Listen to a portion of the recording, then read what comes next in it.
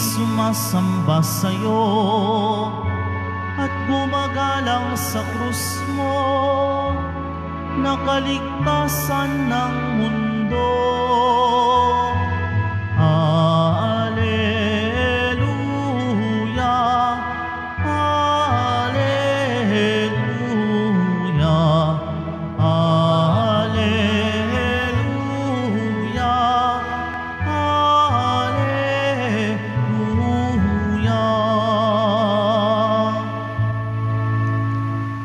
Sumainyo ang Panginoon. At sumaiyo rin. Ang pagpapahayag na mabuting balita ng Panginoon ayon kay San Juan. Papuri sa iyo, Panginoon. Noong panahong iyon, sinabi ni Jesus kay Nicodemo, "Walang umakyat sa langit, kundi ang bumaba mula sa langit, ang Anak ng Tao.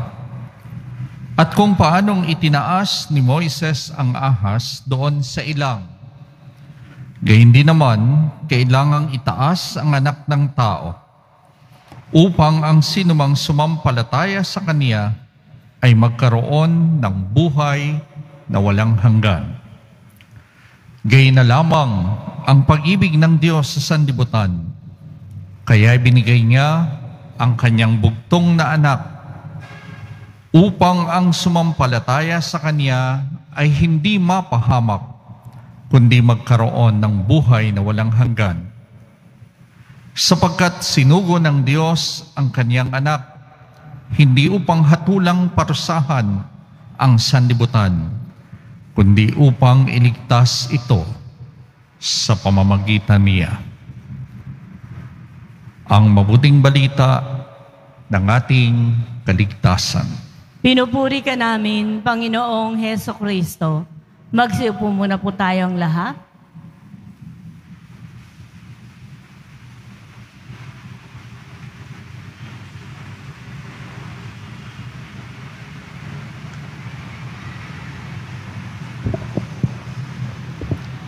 Sa ngalan po ng pari na kasama ko sa altar, si Father Dennis, mula sa Diocese ng Iba, Zambales, magandang tanghali po sa lahat. Atin pong purihin ang ating Poong Jesus Nazareno. Kapag pinag-usapan ang Poong Jesus Nazareno, hindi pwedeng hiwalay ang krus na Kaniyang pasan-pasan. Ngayong araw, ipinagdiriwang natin ang krus na simbolo ng kahihiyan, ng simbolo ng horror, ng simbolo ng pait at sakit, ang simbolo ng kamatayan. Pero dahil sa taong sumunod sa kalooban ng Diyos, sa pagmamahal sa Ama at pagmamahal sa ating lahat, ang krus na ito ngayon ay simbolo at sagisag ng kaligtasan at pagmamahal.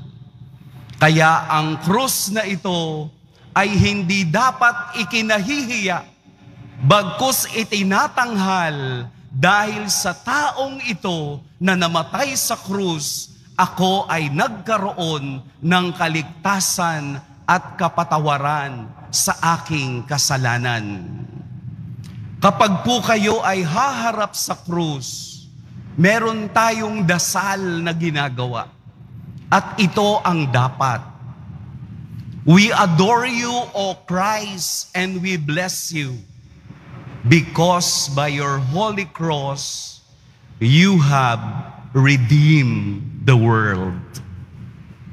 Kapag ito ang ating dinadasal, ating itinatanghal ang krus na banal na siyang sagisag ng aking kaligtasan, ng iyong kaligtasan, ng ating kaligtasan. Kaya ang krus na siyang simbolo ng pagmamahal ng Diyos mula pa sa una hanggang sa Ebanghelyo, for God so loved the world, gayon na lamang ang pagmamahal ng Diyos sa sanlibutan, ang anak na ito ay sumunod hanggang kamatayan. Oo, hanggang kamatayan sa krus. Sino ang gagawa? Sino ang susunod sa atin? Na sa kabila ng sakit, na sa kabila ng tunay na pag-ibig sa lahat, susunod hanggang kamatayan. Si San Agustin ay nagbigay ng analogy na yung kasalanan ng tao ay dahil sa punong pinagbawalang kainin. Dahil doon, bumagsak ang sanlibutan. At saan galing ang krus na pinasan kung hindi sa punong pinagbawal? Kaya ang kaligtasan ay ang pagsunod sa Diyos. Dahil sa kaunahan, sumuway sila, kaya nagkaroon ng kasalanan. Sa pagsunod ni Jesus sa kalooban ng Ama, napasanin ang krus hanggang kamatayan.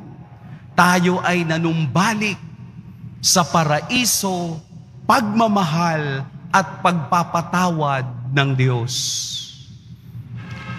Kaya kung kayo ay may daladalang krus, kung may nakasabit kayong krus sa inyong mga leeg, hindi ito palamuti, hindi ito agimat, ito ay simbolo, pagpapaalaala sa atin sa araw-araw na mayroong isang taong namatay para sa iyo upang ikaw ay hindi sumuko sa krus na daladala mo.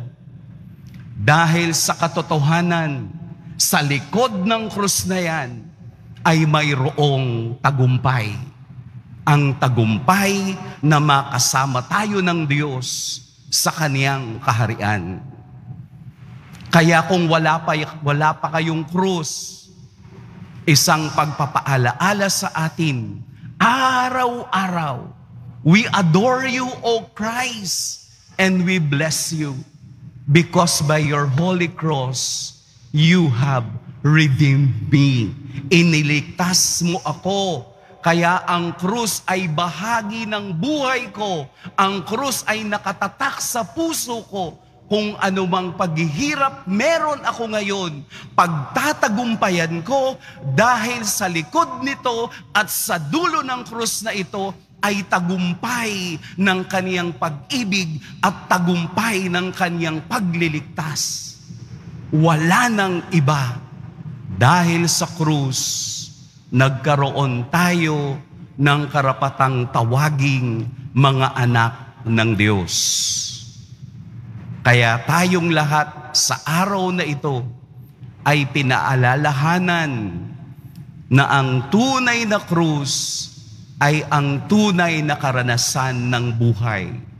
Magpupunyagi, pagtatagumpayan, papasanin, susuungin anumang krus na balakid sa aking buhay.